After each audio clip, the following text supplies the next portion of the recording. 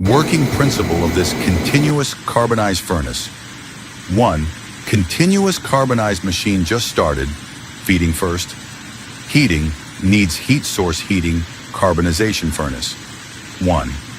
One kind of using reverberatory furnace to produce heat flow for burning carbonization, achieve the goal of heating carbonization. 2. The other is adopting gasifier, lit sawdust by gasifier, and gasification of combustible gas burning carbonization.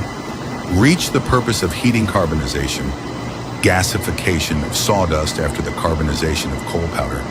Output device be carbonized charcoal powder, in addition to combustible gas through the wood tar recycling equipment recycling. 2. To reach a certain temperature, inside the combustible gas dust separation by dust separator. Dust separation of combustible gas, and then through the wood tar recovery unit. 3. After waiting for coking heating produced gas, at that time the furnace heating or gasifier and gas plant stop working. Preliminary